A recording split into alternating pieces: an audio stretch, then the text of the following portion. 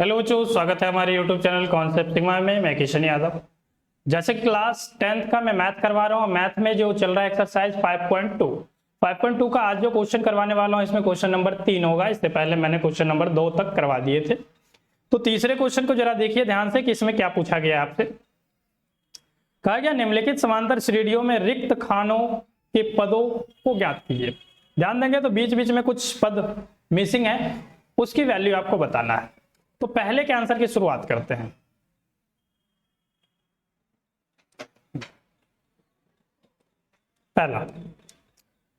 पहला पद है, दूसरा गायब है, तीसरा दे रखा है, यानी कि ए दे रखा है। पहला पद ए होता है तो ए बराबर है 2। दूसरा पद गायब है, यानी कि दूसरा पद जो गायब है इसको आप A2 लिखेंगे। तो A2 बराबर नहीं पता हमें, और A3 पता है। A3 ये पहला A1 होता है तो A1 पता है, A2 नहीं पता, A3 पता है 26। आपसे पूछा गया कि A3 A2 बता दीजिए। अब बताइए जरा A2 कैसे बताएंगे, जिसमें लास्ट वाला टर्म दिया है, A दिया है, एक मिसिंग है। तो ध्यान देना, हम लगा लेंगे an बराबर फॉर्मूला। an बराबर क्या होता है, a plus n-1 into D. अब कहोगे कि n कितना है, तो n आप गिन लो, कितने टर्म है, 1 2 3, 3 टर्म है। और हमें चाहिए कौन सा, दूसरा टर्म चाहिए कितना, दूसरा टर्म। और लास्ट टर्म कितना है, 26, यानी कि an 26 है। और टोटल टर्म कितने हैं, 3। टोटल टर्म कितने हैं, 3। यहां पे आप लिख सकते हो कि an की जगह 26, a तो आपको पता है जो कि 2 है, a पता है 2 है, और प्लस में टोटल टर्म n होता है। टोटल टर्म कितने हैं, टोटल पद जो है 1 2 3 है, तो यहाँ पे 3 लिख लो n की जगह, -1 इंटू में डी नहीं पता हमें, डिफरेंस नहीं पता। तो डिफरेंस सबसे पहले पता करेंगे। तो 26 लास्ट टर्म है an जिसको बोलते हैं, प्लस में 2 प्लस 3 में से 1 घटाते हो तो 2 मिलता है, साथ में d है तो d का मल्टीप्लाई 2d। इस 2 को इधर ले लो तो 26 में से माइनस हो जाएगा 2 और बराबर में बचेगा 2d। 26 में से 2 माइनस किया तो आ गया 24, बराबर बचा 2d। 24 और ये 2 इधर आके डिवाइड में, क्योंकि वहां मल्टीप्लाई था, बराबर में d। 2 से भाग कर दो 24 को तो आ जाता है 12, यानी कि d की वैल्यू कितनी आ गई, 12। लेकिन आपसे पूछा गया मिसिंग टर्म बताइए। मिसिंग टर्म A2 है, और A2 निकालने के लिए आप क्या करेंगे, A2 निकालने के लिए a प्लस डी करेंगे। A2 बराबर क्या होगा, a प्लस डी। तो a कितना है, a आपको पता है 2 है, और d जो है वो है 12। तो 12 और 2 जोड़ देते हैं तो कितना आता है, 14। यानी कि ये खाली जगह में कितना आएगा, 14 भरा जाएगा। ठीक है, समझ में आया। सबसे पहले ए डी पता कर लेना है, उसके बाद अगला टर्म आपको आसानी से निकल जाएगा। अब जरा नेक्स्ट क्वेश्चन में देखिए, ए भी गायब है और आगे का तीसरा पद भी गायब है।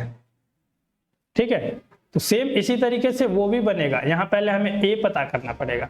देखिए जरा, नेक्स्ट पेज पे चलते हैं और इसको निकालते हैं।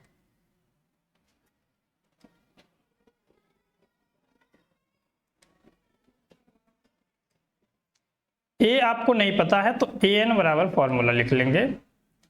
an बराबर a प्लस n-1 इंटू में d। ध्यान देना, a गायब है, दूसरा टर्म 13 है, अगला टर्म गायब है, फिर लास्ट टर्म आपको पता है ना। A2 पता है और A4 पता है। A2 पता है और A4 पता है।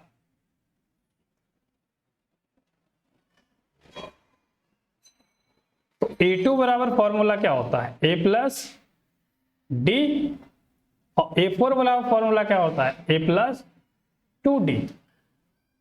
ध्यान दीजिए।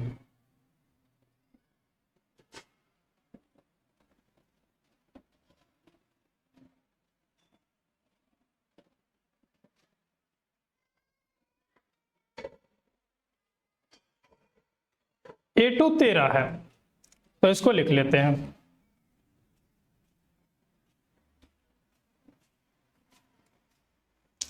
AN यानी कि A2, तो A2 की जगह 13 बराबर में A आपको नहीं पता है, प्लस में n-1 इंटू 2, यानी कि दूसरा टर्म है तो n की जगह 2 रख दो और -1 कर लो इंटू में D, तो यानी कि 13 बराबर A प्लस में 2 में से 1 घटाओगे 1 और मल्टीप्लाई D, क्योंकि ब्रैकेट हटेगा तो मल्टीप्लाई, तो 13 बराबर हो जाएगा A प्लस में D। ये एक समीकरण बना लो, ये हो गया समीकरण 1। अब इसी तरीके से A4 चाहिए हमें। A4 बराबर फॉर्मूला क्या होता है?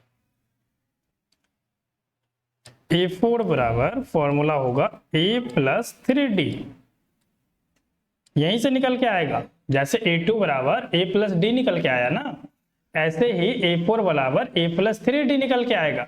तो मैंने डायरेक्ट A प्लस 3D रख लिया, और A की जो वैल्यू है वो नहीं पता है, लेकिन A4 की वैल्यू पता है। चौथा पद कितना है? 3 है। चौथा पद कितना है? 3 है। तो A4 की जगह हम 3 रख देते हैं। देखिए जरा, A4 की जगह हमने रखा 3 बराबर में A प्लस 3D। इसको मान लेते हैं समीकरण 2। अब समीकरण 2 में से 1 को घटा लेते हैं। समीकरण 2 में से 1 को घटा लेते हैं, तो लिखते हैं कि समीकरण 2 में से 1 को घटाने पर, समीकरण 2 में से 1 को घटाओ, 2 क्या है? इसको सीधा करके लिख लेते हैं A plus 3D, A plus 3D, और बराबर में 3 को इधर ले आते हैं। इस तरीके से इसको भी उल्टा कर देते हैं, तो हो जाएगा A प्लस 1D और बराबर में 13। घटाना है, जरा ध्यान से देखना। घटाओगे माइनस का साइन और माइनस का साइन, यानी कि A से A तो कैंसिल हो जाएगा, इससे ये कट गया। तो बच क्या गया जरा बताइए? बच गया आपके पास 3D, तो 3D में से 1D घटा लो तो बचता है 2D, और 2D बराबर 13 में से, और 3 में से 13 घटाएंगे तो माइनस का 10 बचेगा। 2D बराबर आपके पास आया है माइनस के 10, तो 1D बराबर क्या आएगा? -10, और ये डिवाइड होके 2, तो 10 को डिवाइड करेंगे 2 से तो आ जाता है 5, माइनस लगा है तो माइनस। D की जो वैल्यू आई वो आ गया -5। अब हमें A के लिए तो किसी भी समीकरण में D का मान रख दो, तो रख देते हैं समीकरण 1 में D का मान रखने पर, आपने तीसरा चैप्टर पढ़ा होगा तो ऐसे निकालते थे एक्स वाई की वैल्यू। समीकरण 1 में D का मान रखने पर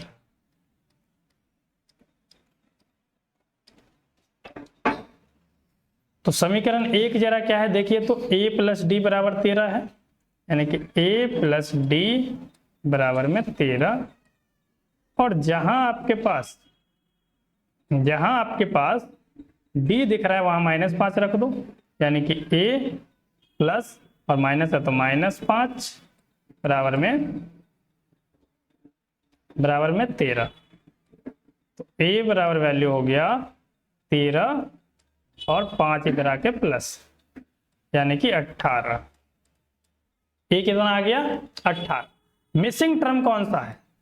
मिसिंग टर्म है पहला ए, तो ए आ गया 18, और एक तीसरा टर्म मिसिंग है वो भी बता देना है। ऐसे पहले में तो आप भर ही दो, पहला आ गया 18 और ए3 बता दो। देखिए जरा, ए आ गया 18 तो यहाँ लिख देते हैं A1 बराबर 18 और A3 बराबर क्या होता है A प्लस 2D, तो A प्लस 2D यानी कि 18 प्लस में 2 मल्टीप्लाई -5। तो सॉल्व करते हो आप तो आ जाता है 18 और 18 प्लस लिखो यहाँ पे, और 2 पंचे 10 माइनस के, तो यानी कि -10। 18 में से 10 घटा लेते हो तो आ जाता है 8। ठीक है, यानी कि ए आपके पास आ गया 18 और A3 आ गया 8। ठीक है, इसी तरीके से अगला पार्ट भी बनेगा, लेकिन उसके लिए मैं नेक्स्ट वीडियो लेके आता हूँ। इतना समझ में आया है तो वीडियो को लाइक कीजिए, शेयर कीजिए और चैनल पे नए हैं तो सब्सक्राइब जरूर कीजिए। धन्यवाद।